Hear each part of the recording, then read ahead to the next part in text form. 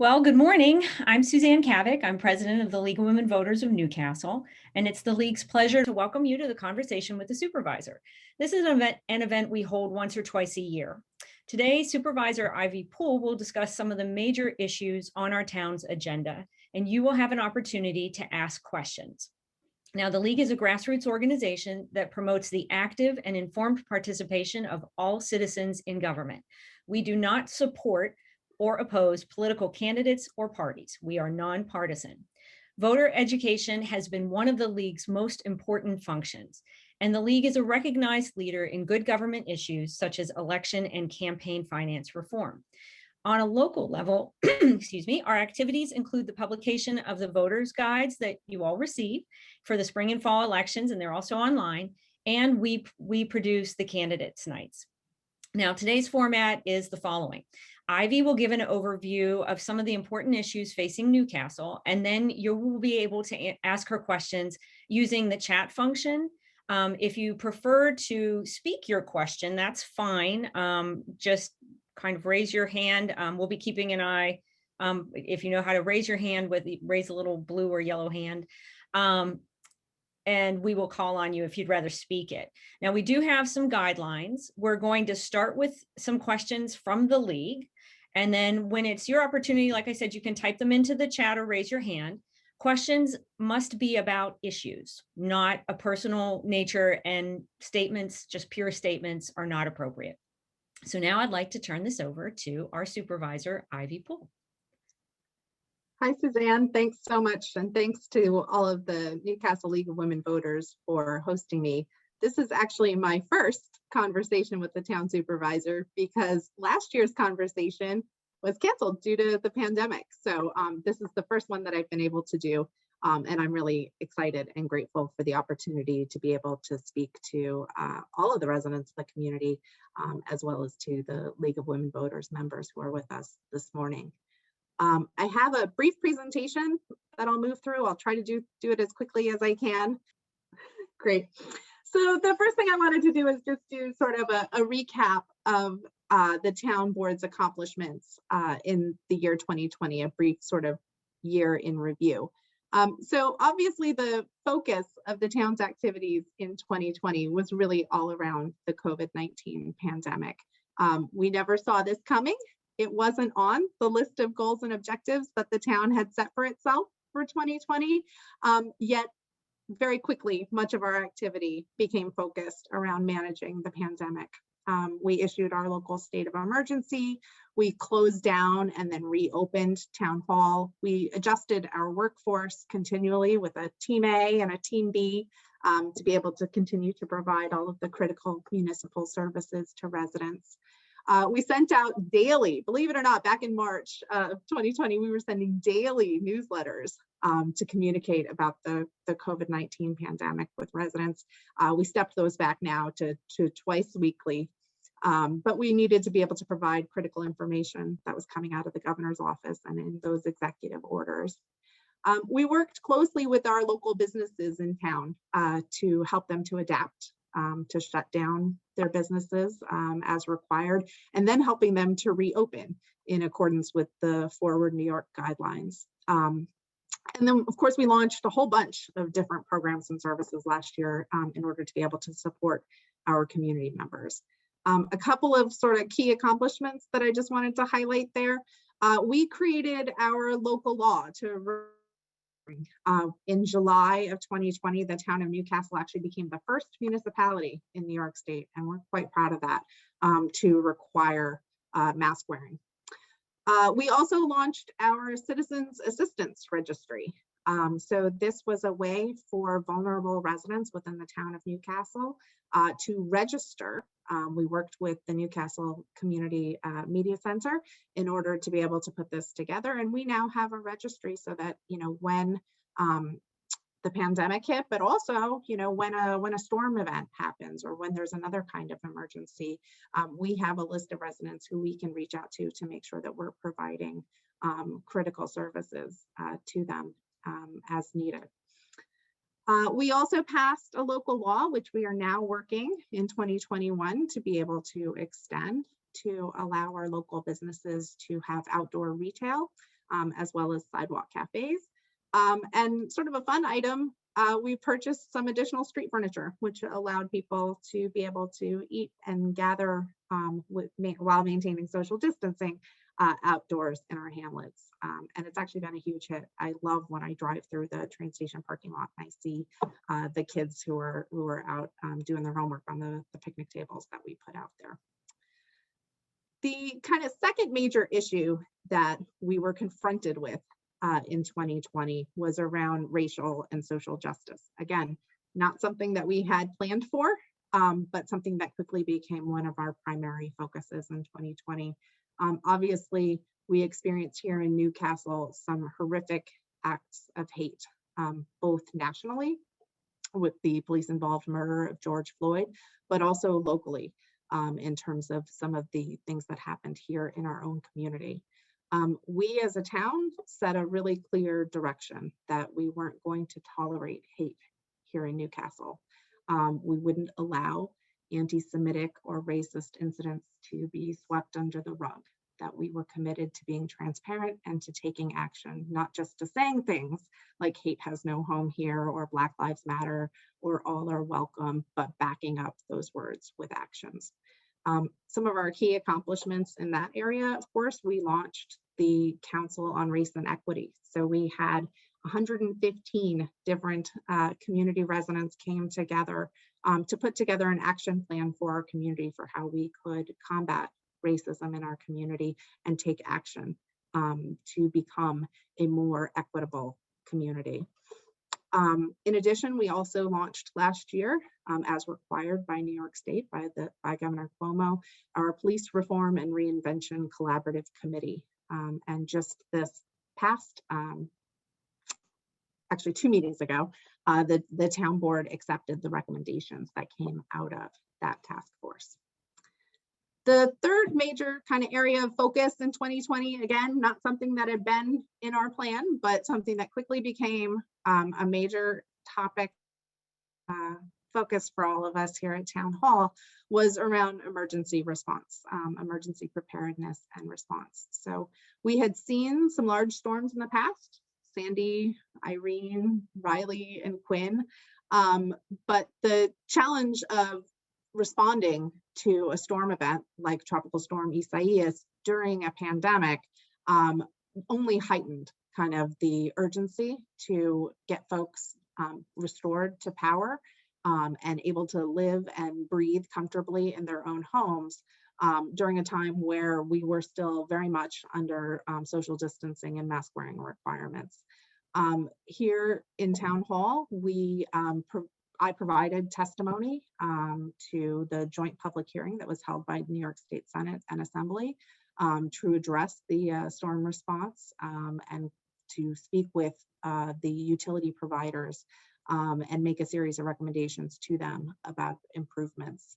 I also participated in United Westchester, which is a collaborative of various executive elected officials in Westchester County who were putting forth those recommendations to Con Edison and Verizon and Optimum and so on. And we held our own public hearing here as well with Con Edison to speak with them about the experience of Newcastle residents and allowed residents to come in and speak directly with Con Edison in order to ensure that their voices are being heard directly. So again, those 3 kind of major areas, our COVID-19 response, our work around racial and social justice, and emergency response activities, I kind of refer to those as the big 3. Those were the areas that we ended up spending a great deal of time on in 2020. And then there are all of the things that we had planned to do. So before the pandemic and the racial and social unrest in our community and nationally, and before we had the sort of emergency weather events that we needed to respond to, the town board had at the beginning of the year in January of 2020 set out a number of goals and objectives for what we wanted to accomplish in 2020. And I'm actually tremendously proud to say that we accomplished a number of different things, really quite a remarkable feat, considering all that we were dealing with last year. I did want to just touch on a couple of our key accomplishments in those areas. So we had set a goal around creating thriving hamlets. I had campaigned on this issue when I was running for office in 2019, and I'm proud to say that we passed the entirety of the Chappaqua Hamlet Investment Act, which included creating a vacant storefront registry, creating our facade improvement grant program, which provides direct cash assistance to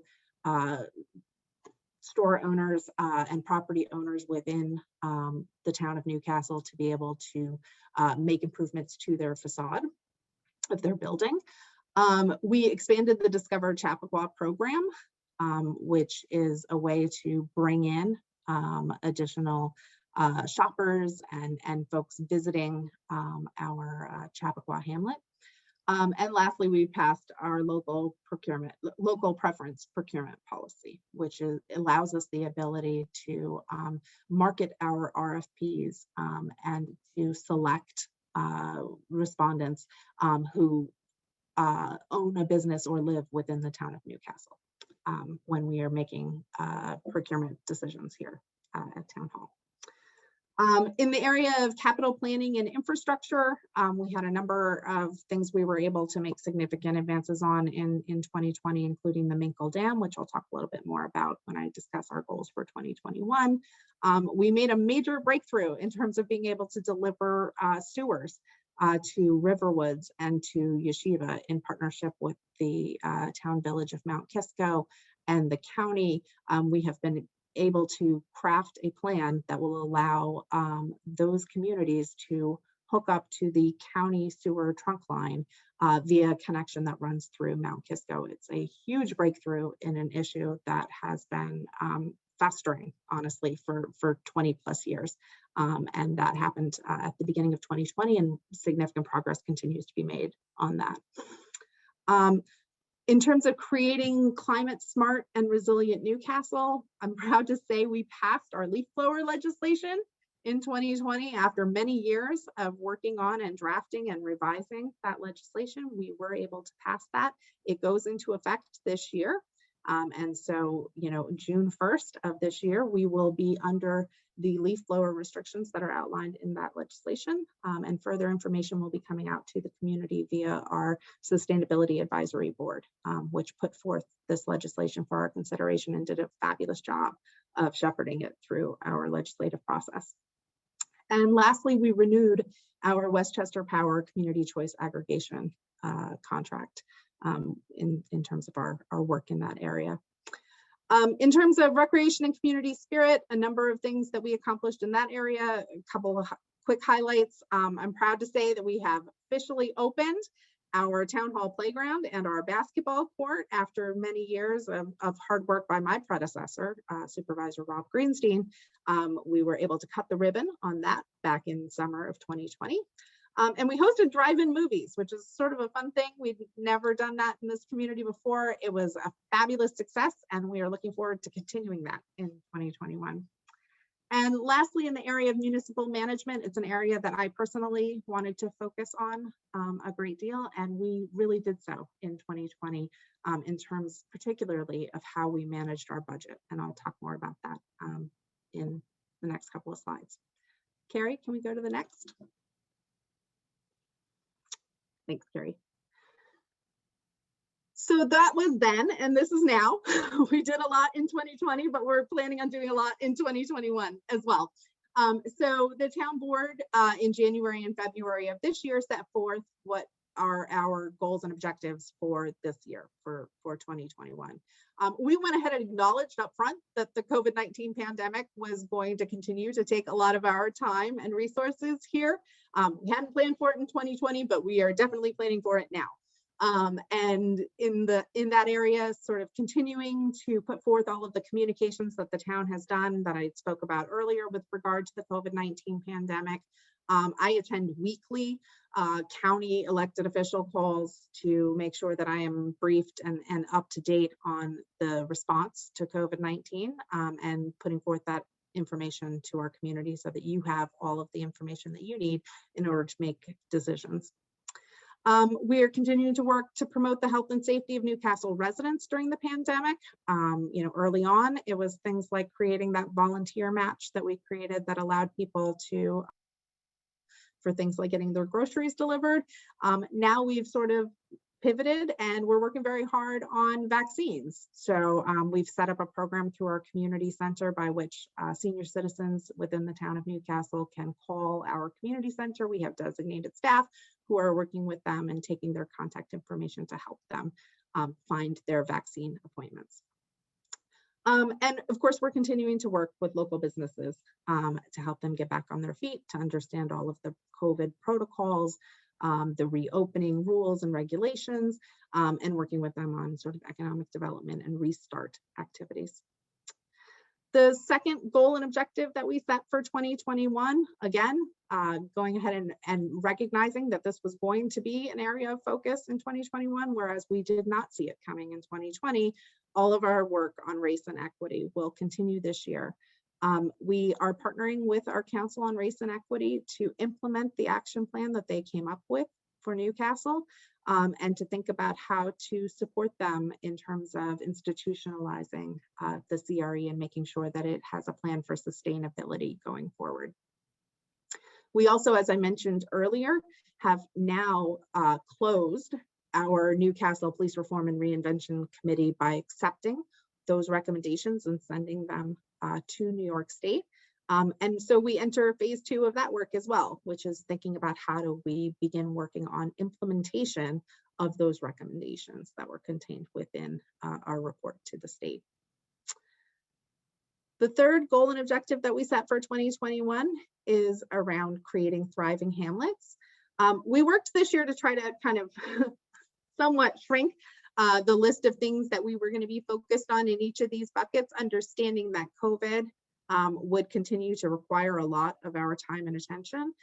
In the area of thriving hamlets, we are specifically working on creating our form-based code for the Chappaqua Hamlet. And I know that this is a hot topic in town, so I actually have some slides devoted to this later on in the presentation. Carrie, if we can go to the next slide.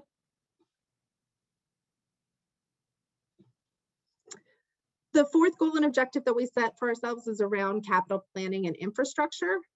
Here we are looking to complete our comprehensive sidewalk plan, which is the plan that will enable us to be able to apply for grant funding and other funding solutions to be able to expand the walkability of our municipality. We are also looking in that area to complete the Millwood sidewalk project that has been worked on over the course of a number of years here to finish the work to create a walkable hamlet for Millwood by expanding these sidewalks that they have there. In the area of roads, we're looking to create an inventory of our existing roads and to establish a course by which we will be more aggressively pursuing paving and protecting our roads. In this area, we're doing an audit of our town roads for things like speed limits and blind curves. And we're also auditing traffic and safety. The Minkle Dam I mentioned earlier, the town board reviewed the current state of the upper Minkle Dam, which is located within Sunny Ridge Preserve on the far west end of the town of Newcastle. And we discussed our options for moving forward with either repairing the dam or decommissioning the dam. The town board elected to decommission the dam, which is also the path that has been recommended by environmentalists who are concerned with ensuring things like fish migration and sort of plants and so on and so forth. We have applied for funding through FEMA to be able to get what would be a $1 million grant that would assist the town with being able to complete this major capital project. And so we will continue working towards that this year. The fifth area of our goals and objectives, again, it's around climate smart and resilient Newcastle. We are looking to build on our record of success by looking at our green building code and thinking about how we can enhance that in order to see further reductions in terms of greenhouse gas emission in all of our new buildings. We're looking where possible to encourage and incentivize net zero greenhouse gas emissions. and looking into ways in which we could do that, either through tax exemptions or allowing for additional square footage, building permit relief, or some kind of recognition program. Our goal here is really to be able to attract the kind of climate smart green developers that want to work with progressive and enlightened communities, which we like to think that we are. We're also looking at places where we can install solar panels within town. We're working to create an overlay district for the West End. This is something we've talked about for a while, working with our fellow communities in the West End, places like the town of Cortland, Ossining, Yorktown, to create an overlay district that would specifically address the development needs in this environmentally sensitive area by considering things like wetlands and steep slopes and aquifers and so on. We did in January of this year enter into the Indian Brook Croton Gorge Watershed Overlay Zone. So we've taken some significant steps in this area and we'll be supporting that work. We continue to work on airport noise. It's a pretty significant issue for folks in town who are under the flight path. We, through our work here locally with our Newcastle Airport Advisory Committee, as well as the work that we are engaged in with the Westchester County Airport Advisory Board, we have been working to advance this alternate approach, which would help to mitigate some of the airport noise. Under this approach, the planes would be able to fly sort of over the 684 corridor, which would create a new landing path that would take some, not all, some of the noise that folks are currently experiencing here, particularly in the Chappaqua Hamlet, and divert this to a different alternate flight approach. So it's an exciting development that the town is continuing to support. We are looking at how we can fast track housing options for seniors, specifically looking at things like granny pods or other housing options for our elderly. And lastly, I'm going to be working to create an emergency response playbook, basically reviewing all of the communications work that we've done in past emergency situations and thinking about how we can improve upon this and create a literal playbook that future town supervisors and town boards would be able to leverage in order to communicate effectively with the community. Next slide, Carrie. Okay, one more. The last area of our goals and objectives for 2021 is around recreation and community spirit. So the Rec Commission is working to advance a new recreation master plan, and the town board supports this activity, and we'll be working with them to do so. We are continuing to work on our project to enhance Millwood Park by bringing lights to the ball fields there, as well as the parking lot and ADA pathways around the park.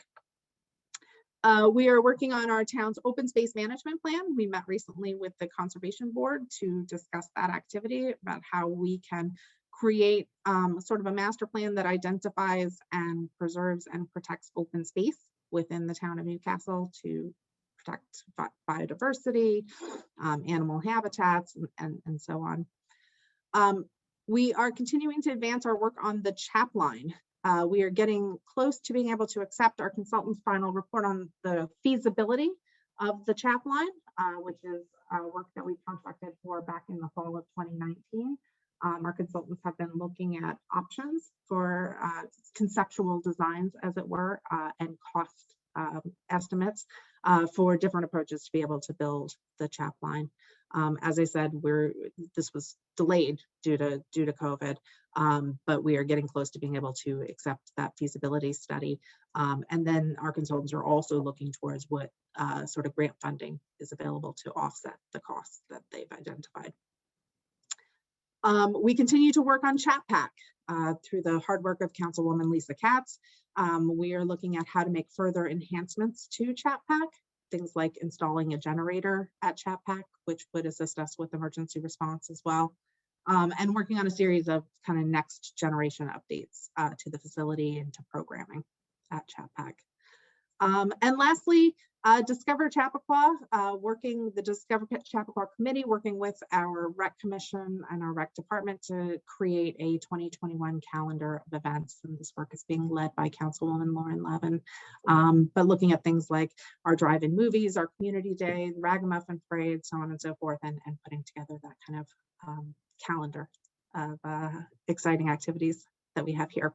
I included in this presentation just a link to the town board website on mynewcastle.org. We've recently revised this site. All of this information that I've just gone through in terms of our 2021 goals and objectives is on the town board site, which you can go to and you can learn a little bit more about each of these areas of focus for 2021. We've also included town board liaisons for each of these initiatives that I've discussed. So for everything that I've just gone over, there is a town board member who is assigned to work with town hall staff to advance each of these project areas. And we also have information on the town board website about our town board sort of roles and responsibilities with regard to our boards and commissions. So each town board member has sort of a profile, a portfolio of projects and boards and commissions that they're working on.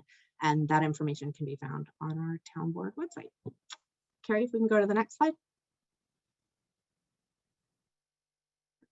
So I was actually with the League of Women Voters back in December of 2020, along with Town Controller Rob Deary, to do an update on our proposed 2021 budget. I think we did it about a week before the budget actually finally passed. So we've put a lot of information out about the budget already. I just wanted to speak about it briefly because it's one of the primary responsibilities of the town supervisor to oversee the creation and the implementation of the town's budget. We've talked a lot about our success with the budget in 2020. I like to temper that by saying that we were in a fortunate position when we entered into the pandemic relative to other municipalities. And the good news is that our finances remained strong throughout the pandemic. We did have a healthy fund balance and we had cash in the bank. And so we were in a fortunate position, as I said, from the outset. We knew that we were going to be able to meet our obligations. But that said, we worked really quickly and the town board held a series of meetings. Rob Deary attended a number of meetings with us back, sort of winter, spring of 2020 to be able to set ourselves up to manage effectively through the pandemic. We looked initially at sources of revenue that were variable to identify places where we might experience revenue downturns as a result of the COVID pandemic. So things like sales tax and mortgage tax, both of which were not actually hit with the way that we thought we might be. Summer camps, we thought revenues might be down, and they were. Parking permits, again, we thought that might be down, and they were. Building permits actually stayed where we had hoped that they would be, but we looked at the possibility of that being a downturn, and tax penalties as well. We also looked across all of our departments to think about places where we needed to tighten our belts and to identify areas where we could tighten even further if we needed to. We looked at things like road paving. We looked at our camps and recreation programs, and I'm proud to say that we were able to continue with our road paving program and to continue to host our camps last year, despite those initial projections and concerns there. But all along, our goal has been, it continues to be in 2021, to be able to provide the highest quality municipal services, at the same time reducing all of our discretionary spending and trimming every possible ounce of fat from the town's budget. How did we do this? I mean, initially back in March of 2020, we implemented some emergency financial measures. We established purchasing limits, we limited overtime, paid overtime, and we established a hiring freeze for employees. And as a result of those proactive steps, as well as the work that everyone here at Town Hall, all of the department heads did to try to, again, trim every possible ounce of fat, we were in the fortunate position of having COVID. While it was a concern and while it was a hit, it was not catastrophic for our budget and for our operations last year. And actually at our meeting on March 9th, Town Controller Rob Deary came before the town board to present the final 2020 numbers to the town board. And we learned that while our revenues were down pretty significantly, pretty significantly. They were actually down $1.1 million for the year in our general and highway funds. Our expenses were also down. Part of that is due to the fact that you don't have to spend money on programs that you can't run, right? So some of that, like lost revenue offset by lost expenses, but some of it was absolutely due to the work that folks did here at Town Hall to ensure that they were reducing all of their discretionary spending. So our expenses were also down $1.3 million in 2020. So we actually ended the year, believe it or not, with a surplus of about $200,000, which goes back into our fund balance. So for 2021, our budget there, again, we were mindful of the fact that the financial impacts of the pandemic were still being felt by residents in this community. And so I've said before, the town board set the challenge to our town controller and our town administrator to come up with a budget for 2021 that would have a 0% increase in terms of the general and highway tax levy. And I'm proud to say we were able to accomplish that. We knew that our forecasted revenues would not rebound to the 2019 levels. And there were also at the same time obligations that we had coming due that would increase in 2021, such as employee benefits and retirement and so on. And so, we had to make some hard decisions in order to be able to balance our budget and to do so without increasing taxes. We reduced our staffing by 4 positions. We did not have to lay people off. The positions were vacant or were soon to become vacant, and we agreed that we would not backfill them over the course of the year. We also agreed to take a chunk of money, $1.2 million from fund balance to be able to balance the budget for 2021. Of this, $500,000 was already in the plan, as we discussed back in December, in order to be able to offset the debt from the borrowing that we did for the downtown infrastructure project that was recently completed. But $700,000 is being drawn from fund balance specifically to offset the lost revenues in 2021 directly attributed to COVID. And so that's why being in the position where we were able to absorb the surplus of $200,000 from 2020 is good news for us. And lastly, there are cost saving measures. There continue to be in each of our departments, in each of our sort of major areas of operation. People have continued to identify ways that they can reduce their expenses. And so, I'm tremendously proud of the town budget for 2021. I could not be more thrilled with the work that our town controller, Rob Deary, and our town administrator, Jill Simon Shapiro, have done to create this COVID responsive budget. It's modest, it's conservative, and it continues to focus on providing excellent services. Carrie, next slide.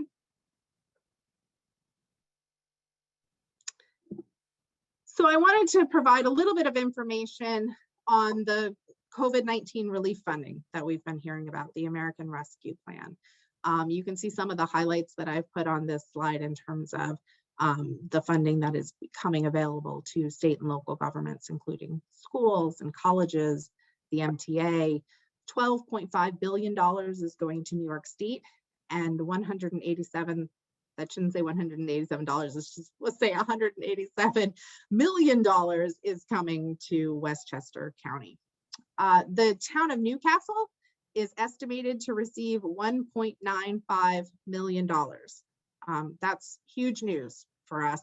And what's particularly exciting about this is that the funding is direct and that it's flexible. So by direct, I mean that we are told that this funding is going to be coming directly to the municipalities. It does not flow through the state, and that the municipalities are able to control that funding directly.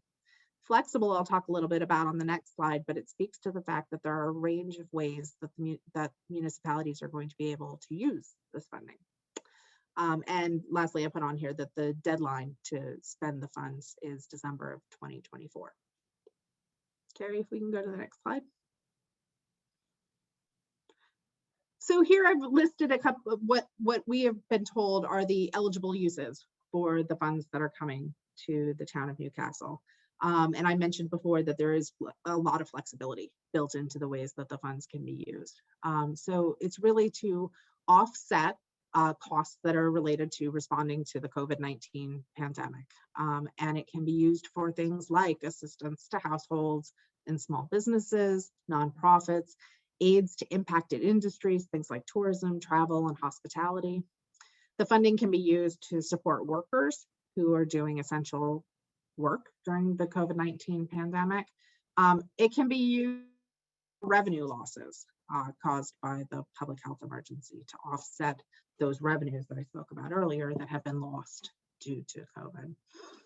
And it can be used to make necessary investments in infrastructure, things like water and sewer, broadband, and so on. The funds cannot be used to cover the costs of pension funds. So what are our next steps here? This is a lot of information and it sounds very exciting. And we're excited, but we're also taking a very calm and realistic wait and see approach on this. So we are awaiting further guidelines from the Treasury Department with regard to how these funds will flow and what sort of plan we need to put together for how the town will use the funds and will justify the use of those funds. So we are awaiting further information. And the town board is also awaiting guidance from town hall staff who are creating sort of a recommended list of uses for town board review and discussion. Again, our goal in all of this is to be modest and conservative and to focus on the excellence of our required municipal services. So I'm going to completely shift gears on the next slide and talk just for a moment about the form-based code before I open this up for all of the questions that the league has and that people who are on this call might have. I did just want to briefly touch on the form-based code because I know it's such a hot topic for everyone in this community right now. So I thought I would start with maybe just sort of a really brief discussion about why are we doing this. So the first bullet here, standing still isn't an option for our community. The town board recognizes that some changes are needed in order to be able to reinvigorate our downtown. I don't think that that's a controversial statement. I think most people would agree that some changes are necessary. The form-based code is not a development plan. It is a zoning code. It is a change to our zoning laws. Our current zoning only allows for business, retail, and light industrial in the Chappaqua Hamlet. And those uses are incompatible with what the market demand is today. We're also looking through our form-based code. One of the goals and objectives articulated in our 2017 comprehensive plan that the form-based code is meant to address is our ability to create new housing types that don't currently exist within the town of Newcastle the way that we might hope that they would. And so doing things like being able to create apartments for young professionals, for empty nesters, for senior citizens, and a housing type that really we don't see a lot of here. Studio apartments, 1-bedroom apartments, 2-bedroom apartments, rental units. This was something that the town told us they were interested in seeing within the town of Newcastle. And that's why that's in our comprehensive plan. And that's what we're now working towards. One of the things that we also heard in our comprehensive plan and our process to create that is that folks want us to locate this new development, including this new housing, in the hamlets, places where, Chappaqua Hamlet specifically, you're close to transportation, you have the train station, and there's the necessary infrastructure that exists to be able to support future development. People do not want to see spot zoning and float zoning and so on that would create multifamily housing within their residential communities. And lastly, the form-based code, why are we pursuing a form-based code as opposed to other types of zoning changes that we might look at? A form-based code has specific architectural and design guidelines that we can use to make sure that we have a beautiful, quaint, and charming hamlet. So, I think that we all, as we walk through the hamlet, we can see that there are some really lovely storefronts, and there's some discordant and unlovely architecture in our hamlet as well. And the form-based code solves for that by putting in place these kinds of architectural and design guidelines that will create a future hamlet that has a beautiful and consistent look and feel to it. Carrie, if we can go to the next slide. So all of that said, there's been a lot of public feedback that we've gotten. We've held 6 public hearings on our draft form-based code and on our draft generic environmental impact statement. We've heard a lot of feedback from people. And all along, I've been saying to people, we're listening, trust us, we hear you. So I said, you asked, we listened. We have created a new direction for the form-based code. It is very much a work in progress. As I mentioned, we've got a lot of feedback that we're sifting through right now. We are preparing our written responses to the public comments that we've received, and we will be making further changes to our draft code.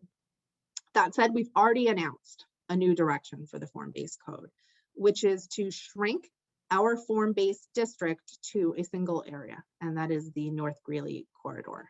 We've also announced in that North Greeley corridor, there was never a plan, and there still will not be a plan for any 5-story buildings. None. No 5-story buildings. And lastly, we've announced that there won't be any changes to public property. So the train station parking lot and so on, those will not be included in the form-based district, and we will not be making changes to those public properties. So that's the new direction that we've announced. I mention it briefly because I'm trying to get the word out about it.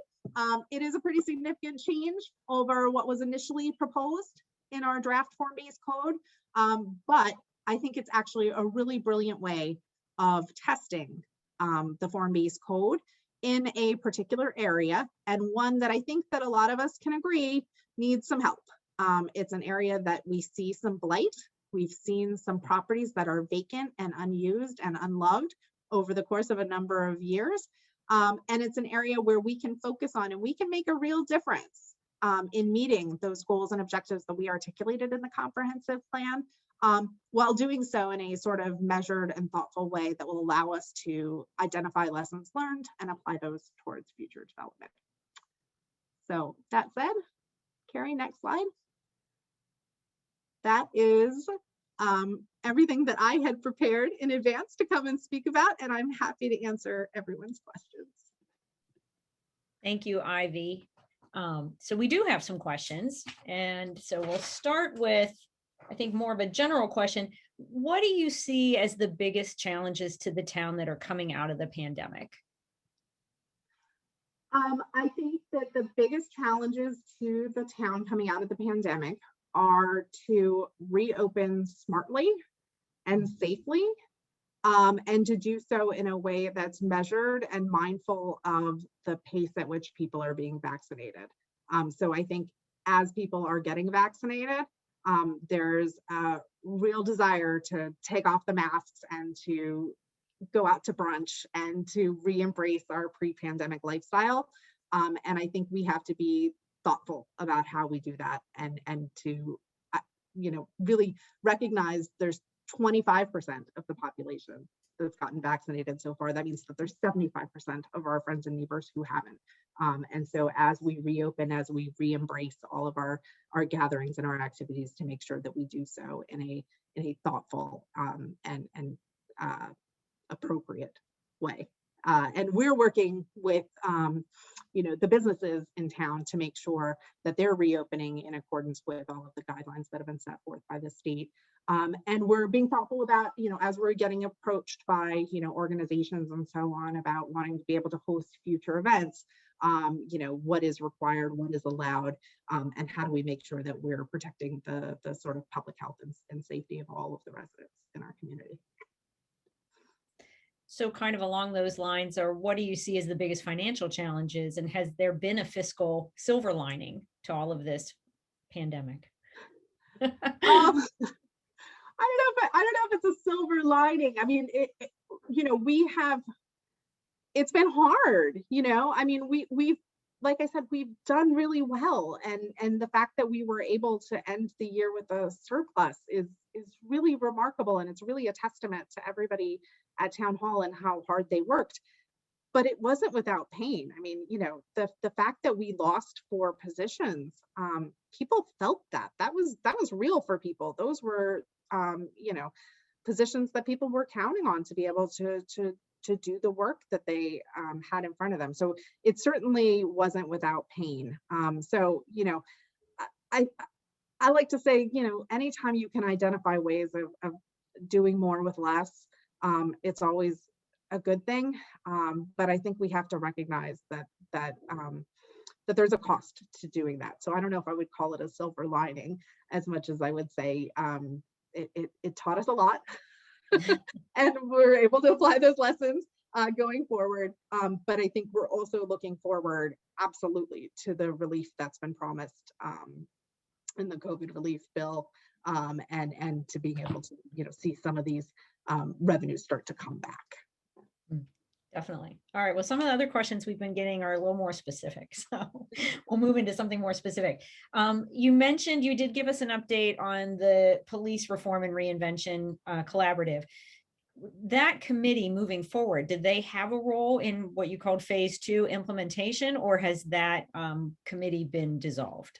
So the committee itself is dissolved insofar as that committee was really spun up and had was a task force in a sense. It had a mission. Its mission was to create the recommendations. It's done so. It is now dissolved.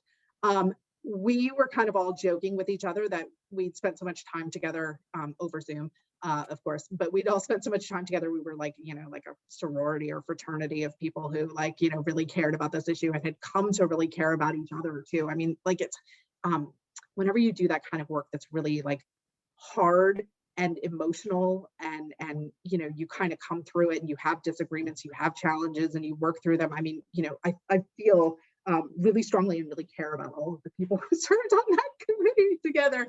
So I think we've talked about, we should have a reunion, which we may do sometime.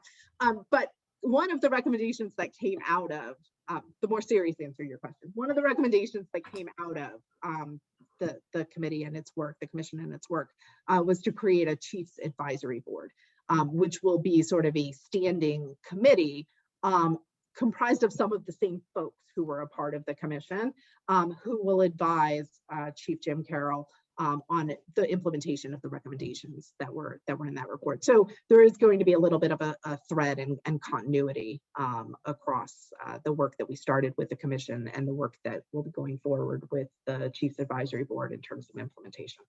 And will you be seeking other community members for that advisory board, or is that almost pretty much set? I don't know the answer to that question. I have to follow up with the chief and get back to you on how he's thinking of comprising that board.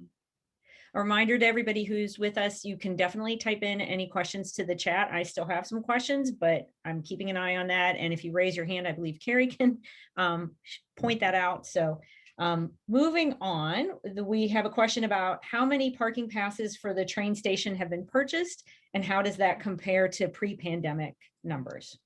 Yeah, so I don't know the exact number of parking passes that have been purchased this year. I know that the revenues are down pretty significantly. So if I recall correctly, we have taken in about $60,000 so far this year in terms of parking passes sold at the train station parking lot. In a typical year, the total is closer to $1 million. So we are way off in terms of the revenues. Again, we've seen this one coming. We've been planning for it. And so it is that projection, not the 60,000, but a far greater reduced projection was included in our 2021 budget. And again, that's an area where having the relief funding that is meant to flow to the town, having that come in to be able to offset that lost revenue stream, which is one that just was absolutely decimated by the pandemic. We're all hoping that things reopen and that people start to go back to work and come buy their parking passes. We're ready and we're taking them, but we have been planning for that all along. Okay. Another specific question is when the recycling center will be open more than just Tuesday, Thursday, Saturday, or having a person there who can sell the composting liners rather than going to the local hardware store, which charges more apparently for the liners than the town did. I don't know the answer to that. I'm going to have to look into it. And Suzanne, if I get back to you, Yeah. Can you, I don't know, Yes. what's the best way to get this? Do you have the contact information for that person? Yes, I do. So you can do that. And then we can also see if we can put this up on our website, some, follow-up answers. We'll figure out a way to make that public for people. Yeah, I mean, the challenge for us is that,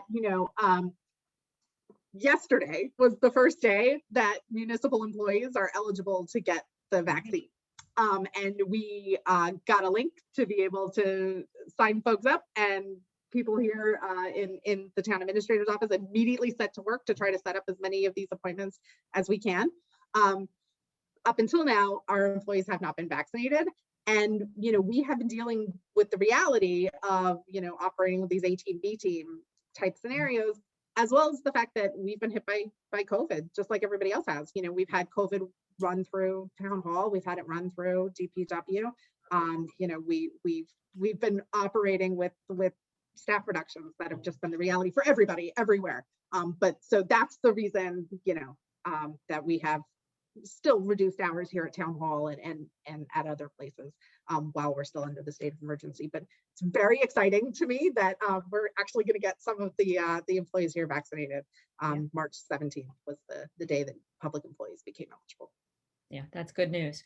So we do have one person raising their hand. Carrie is going to open up Michael Weinberg. Michael Weinberg, I'm going to open your line. You just have to unmute yourself.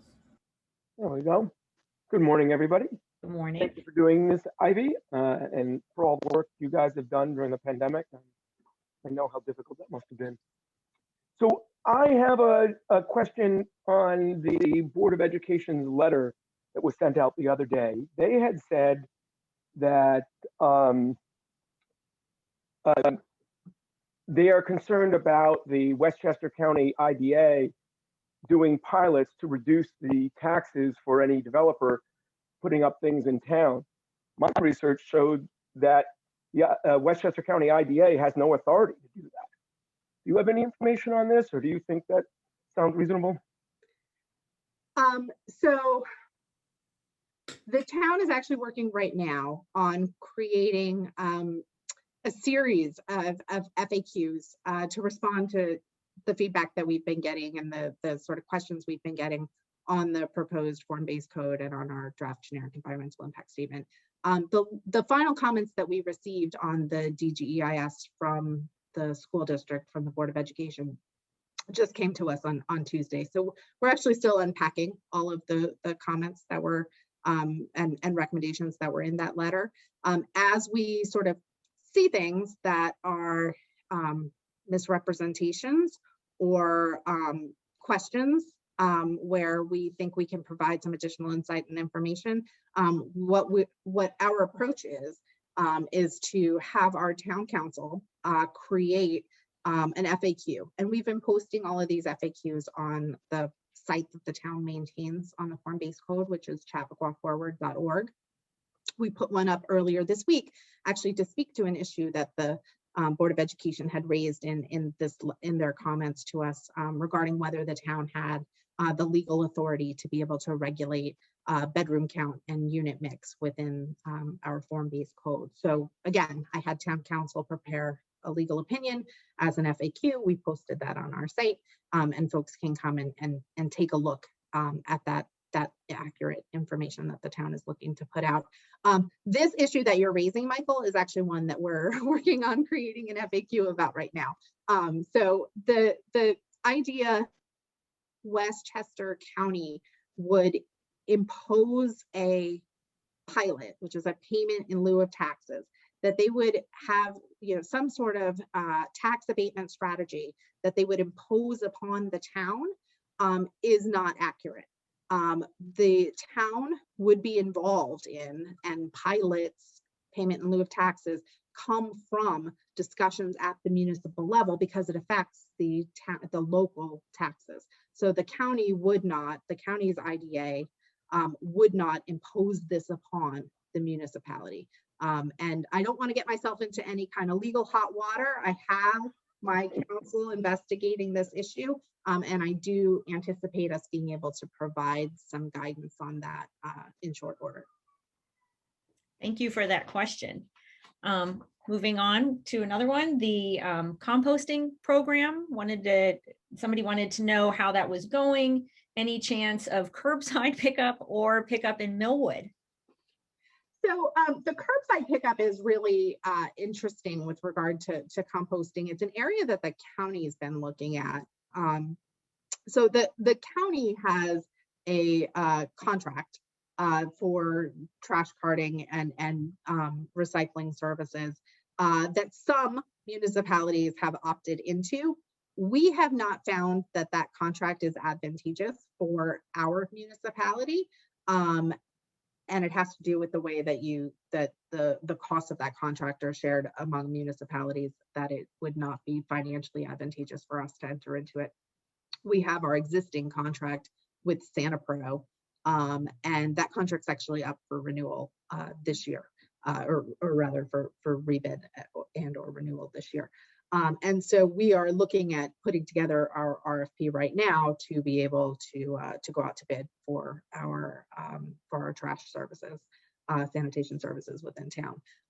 Currently, curbside pickup of composting is not a service that SantaPro is offering.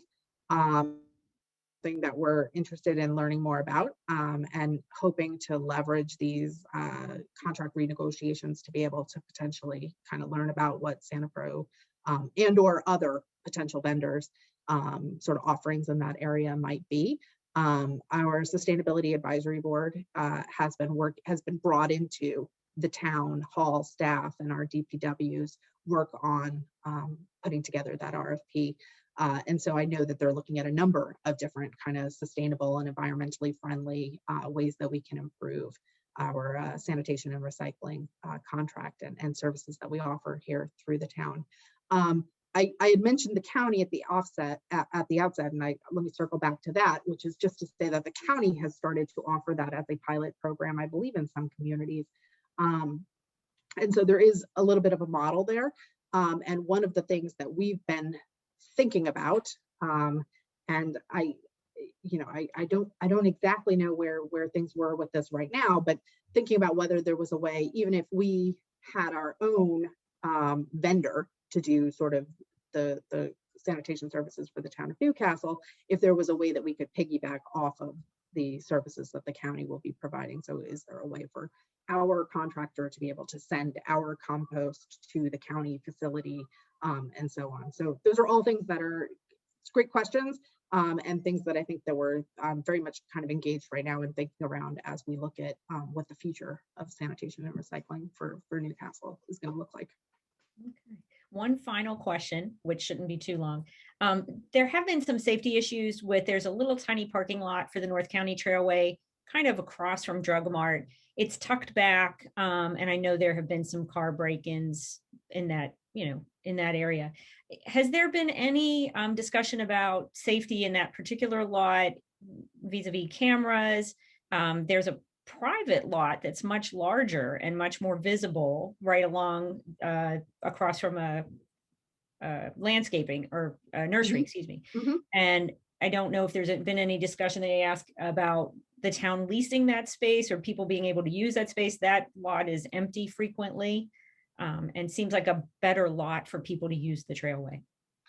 Yeah, that's interesting. It's the first time that I'm hearing this issue, and so I don't quite know the answer, except to say that the lot presumably is run by the county, as it's for the North County Trailway, and so the town would not have a role in installing security cameras and so on there.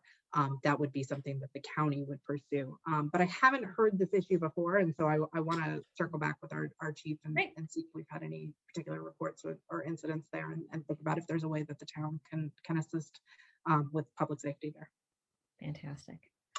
Well, thank you, Ivy, for coming and giving this overview and answering all of these questions. Thank you to everybody who's attended. The League very much appreciates being able to provide this service to the community. So thank you, everyone, and I hope you have a wonderful day. Thanks.